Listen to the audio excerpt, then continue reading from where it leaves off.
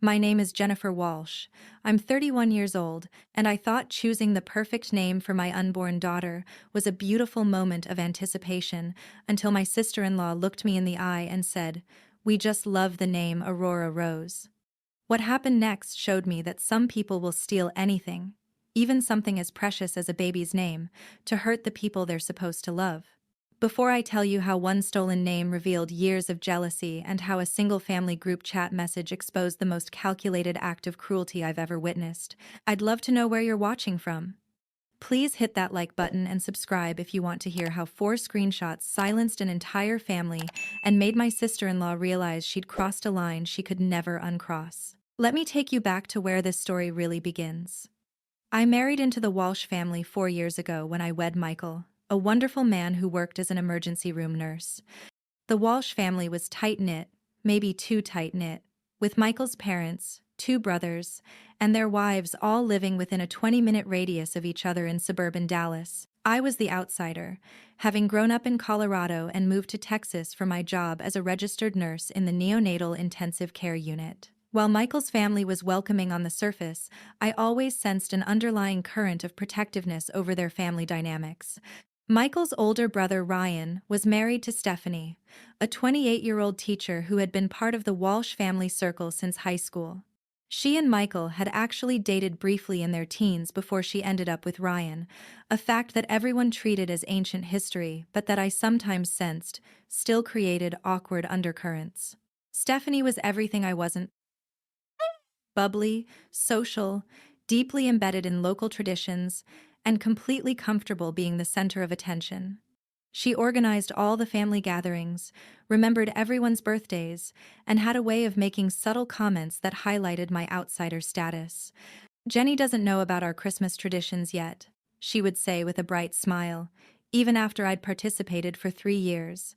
"She's still learning how we do things in the Walsh family." The comments were always delivered with perfect sweetness, making it impossible to object without seeming overly sensitive. But they consistently reminded everyone that I was the newcomer, still earning my place in a family with established rhythms and relationships. Things escalated when Michael and I started trying to have a baby 2 years ago.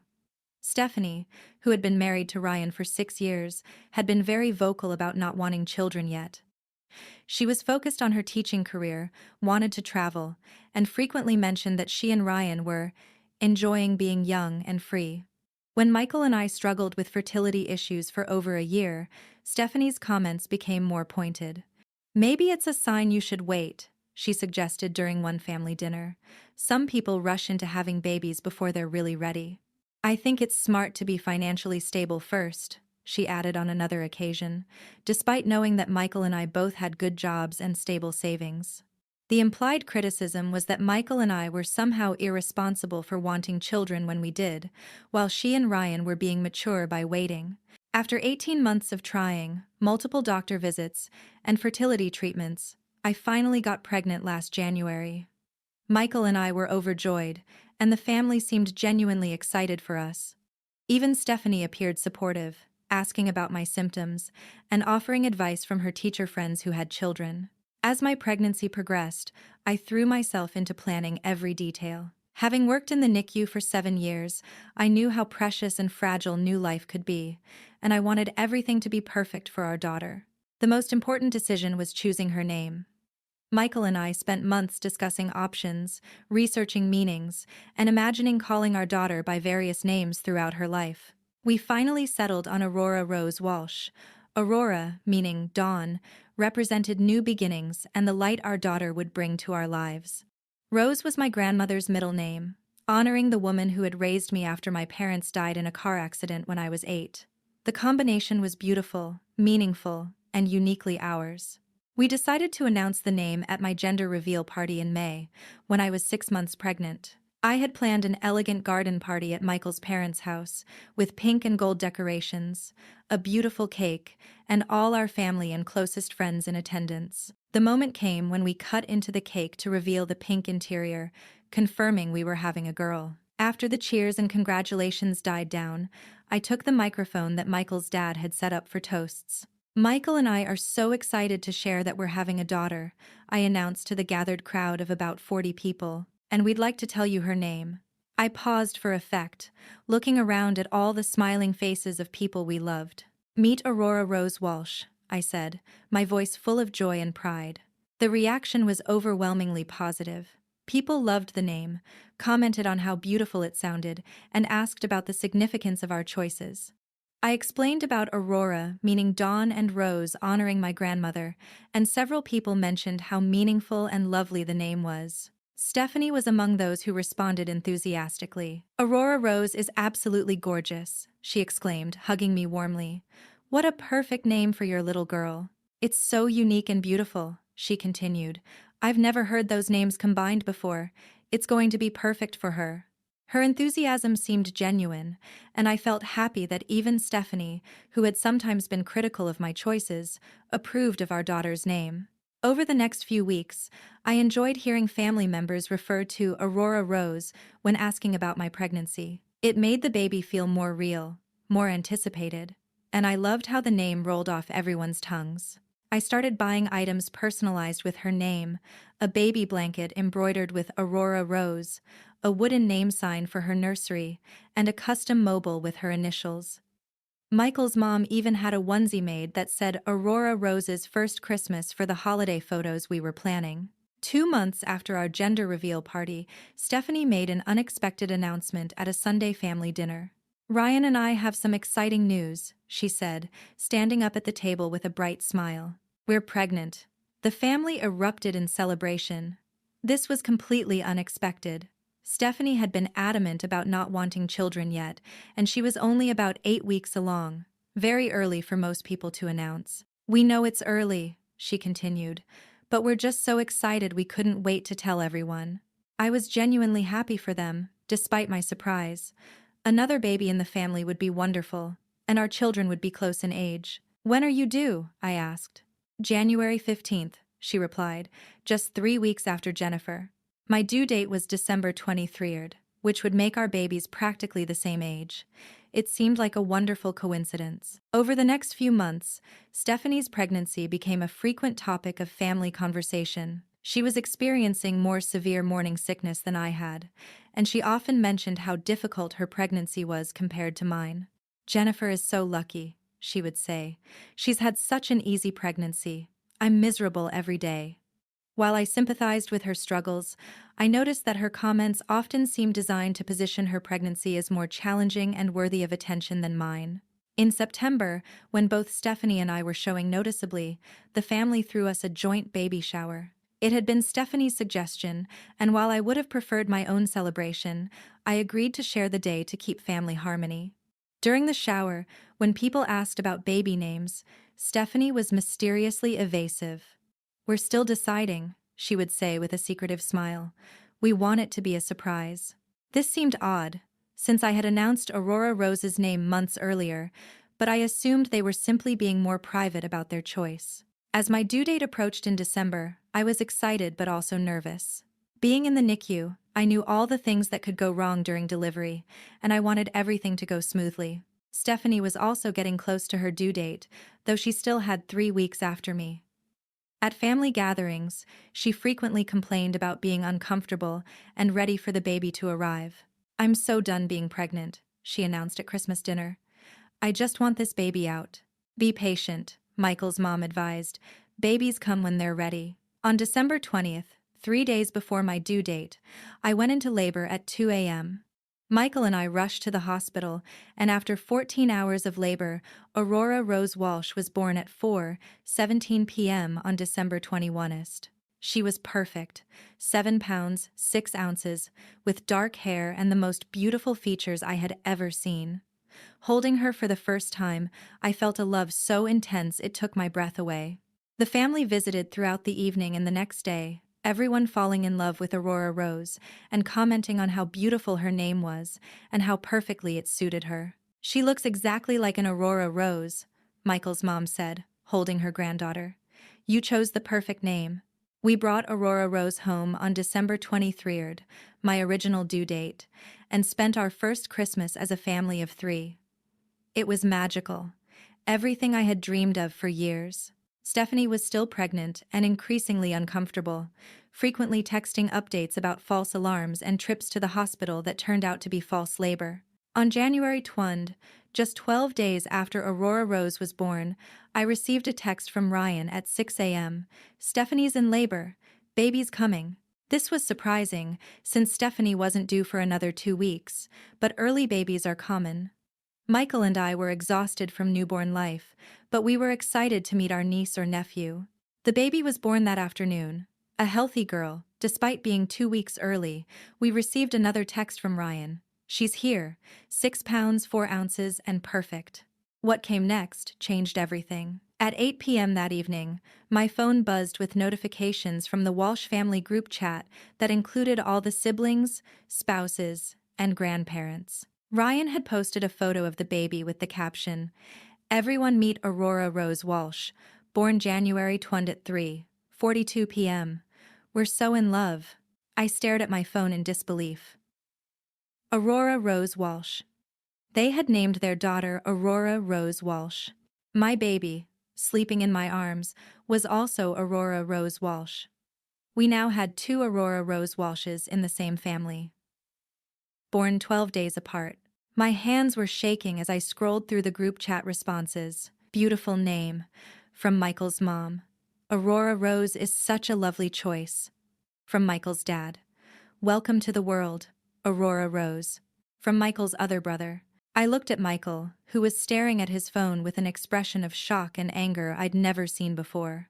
"They can't have done this on purpose," I whispered. "They must have forgotten about our Aurora Rose's name." But even as I said it, I knew it wasn't true. You don't forget your niece's name, especially when it was announced 6 months earlier at a party with 40 witnesses. Michael was already typing furiously on his phone. "This is not an accident," he said. "This is deliberate." The group chat continued with family members congratulating Ryan and Stephanie, apparently not realizing the significance of what had just happened. Or maybe they did realize and were too uncomfortable to address it directly. At 9 p.m., Michael posted in the group chat, "Reminder that our daughter, born December 21st, is also named Aurora Rose Walsh. We announced this name at Jennifer's gender reveal party in May." The group chat went silent immediately. An hour later, Ryan called Michael directly. I could hear his voice through the phone as Michael put it on speaker. "Look, I know this seems weird," Ryan said, his voice defensive, "but we chose this name independently. We've been talking about Aurora for months." "You were at the gender reveal party when we announced it," Michael replied coldly. "You heard Jennifer explain why we chose Aurora Rose. You can't pretend this is a coincidence." "Maybe we both just have good taste in names," Ryan said weakly. That's when Stephanie took the phone. "We just love the name Aurora Rose," she said, her voice bright and cheerful as if this was a normal conversation. "It's such a beautiful combination. We're so excited to have our little Aurora Rose." Her tone was so casual, so unapologetic, that it was almost more shocking than the name theft itself. "Stephanie," Michael said slowly, "you congratulated Jennifer on choosing this name. You said it was unique and perfect. You knew exactly what you were doing." "I don't know what you're implying," Stephanie replied, though her voice was less confident now. "We have every right to name our daughter whatever we want." The conversation ended badly, with no resolution and no acknowledgement from Ryan and Stephanie that they had done anything wrong. Over the next few days, the family tried to pretend everything was normal, but the tension was unbearable. Family members didn't know how to address the 2 babies with identical names, and conversations became awkward and forced.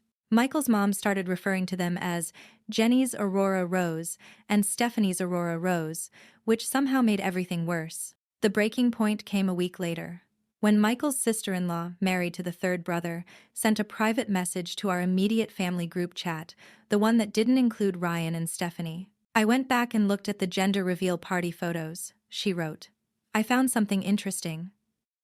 She posted 4 screenshots from the family group chat from May, right after our gender reveal party. The first screenshot showed Stephanie's message from that night. "Aurora Rose is such a beautiful and unique name. Jennifer has such great taste. I've never heard those names combined before." The second screenshot, from 2 days later, showed Stephanie asking, "Jennifer, where did you find the name Aurora? I'm curious about the meaning." The third screenshot, from a week after the party, showed Stephanie writing, I keep thinking about how pretty Aurora Rose sounds.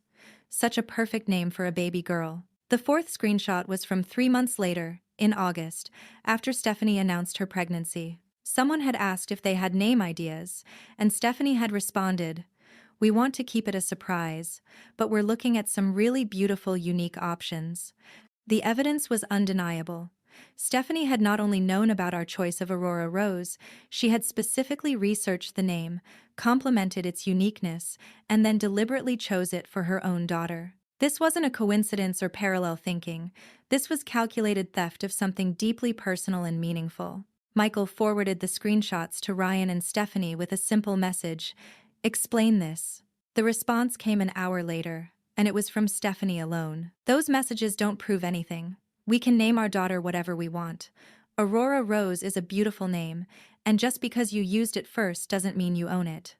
Maybe you should have been more creative instead of choosing such an obvious combination." The cruelty of that response took my breath away. Not only was she refusing to acknowledge what she had done, she was now attacking our choice as obvious, the same name she had called unique and beautiful 6 months earlier. That's when Michael's mom finally stepped in. She called a family meeting for the following Sunday, saying that this situation needed to be addressed directly. The meeting was held at Michael's parents' house, with everyone except the babies present. The tension in the room was thick enough to cut. Michael's mom started by acknowledging the obvious. "We have a problem. 2 babies in the same family with identical names is confusing and hurtful, and we need to address how this happened." Ryan immediately went on the defensive. "We have every right to name our daughter whatever we want. No one owns a name." "This isn't about legal rights," Michael's dad replied. "This is about family respect and basic decency." That's when Michael pulled out printed copies of the group chat screenshots that his sister-in-law had found. "Let's be clear about what actually happened," he said, laying the papers on the coffee table where everyone could see them. He read aloud Stephanie's messages from May, praising the uniqueness of Aurora Rose, asking about the meaning, commenting on how pretty it sounded. "These messages show that Stephanie didn't just know about our choice," Michael continued. "She actively researched it and complimented it. Then she deliberately chose the same name for her daughter." The room was silent as everyone processed the evidence. Michael's mom looked at Stephanie with disappointment. "Stephanie, these messages make it very clear that you knew exactly what you were doing. Why would you choose the same name as your niece?" For the first time, Stephanie's confident facade cracked slightly. I really loved the name," she said weakly. "When I heard it, I thought it was so beautiful that I wanted it for my daughter too." "But you called it unique," Michael pointed out. "You specifically said you'd never heard those names combined before. How is it unique if you're using it too?" Stephanie's face was flushing red now. "Maybe I changed my mind about keeping it unique." That's when the truth finally came out. "I think Aurora Rose is a prettier name than Jennifer deserves," Stephanie said, her voice rising with emotion. "She gets everything handed to her. The easy pregnancy, the perfect delivery, everyone fawning over her baby. I've been part of this family longer than she has, and I deserve to use beautiful names too." The silence that followed was deafening. Michael's mom spoke first, her voice quiet but firm. "Stephanie, what you just said is one of the most selfish and cruel things I've ever heard in this family." "Jennifer didn't get anything handed to her," Michael's dad added. "She struggled with fertility for over a year. She worked hard throughout her pregnancy, and she chose a meaningful name that honored her deceased grandmother." Ryan looked at his wife as if seeing her clearly for the first time. "Steph, you can't be serious. You stole our niece's name because you think Jennifer doesn't deserve it?" But Stephanie doubled down instead of backing down. "I'm tired of pretending Jennifer is perfect," she snapped. "Everyone acts like she's so wonderful, but she's not even originally from this family. I've been here longer, I know this family better, and I should be able to use whatever name I want for my daughter." The ugliness of her true feelings was now completely exposed. This wasn't about loving the name Aurora Rose. This was about jealousy and resentment that had been building for years. Michael stood up, his face pale with anger. "We're done here," he said.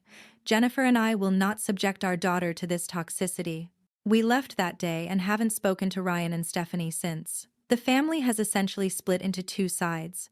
those who support us and recognize what Stephanie did was wrong, and those who think we should just get over it for the sake of family harmony. Michael's parents have been incredibly supportive, as has his third brother and sister-in-law.